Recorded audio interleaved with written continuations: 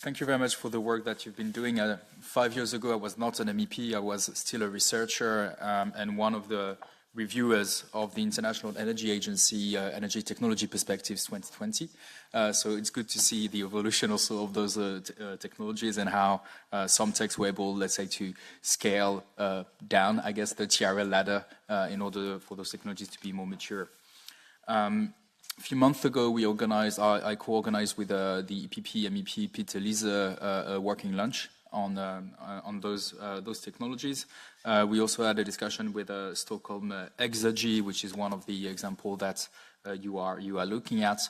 One thing that struck me in the discussion is that there is little appetite inside Europe to buy those, let's say, those negative emissions. And so currently we are doing a lot.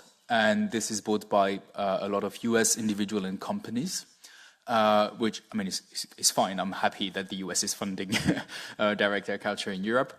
But in your view, do you think this is, let's say, a reliable model to scale, or do we need to find a way to ensure that European individuals, especially wealthier ones that care about the environment, like, let's say, the European versions of Bill Gates, so to say, also put their money where their mouth is? And the same question for European companies.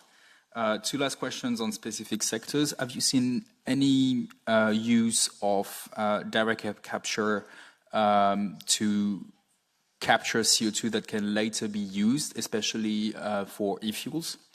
We know we have a strong mandate in the European Union for sustainable aviation fuels, and therefore there could be a way to, at least economically, not physically, close the loop of CO2 emissions from the aviation sector if we manage to capture those CO2 emissions and use that CO2 to produce e-fuels.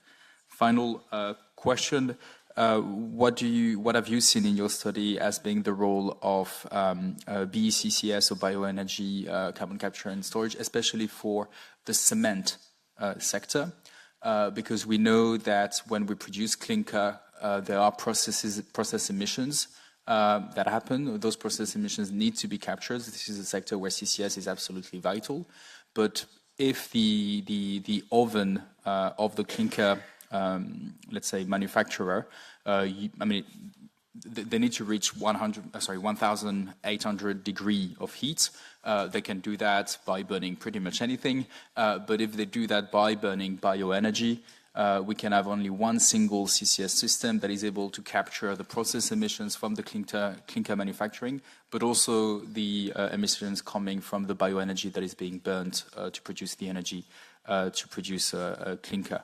So is this something that you've seen already in your study? And if no, then I would have a few suggestions maybe for deepening the research at a later stage. Thank you.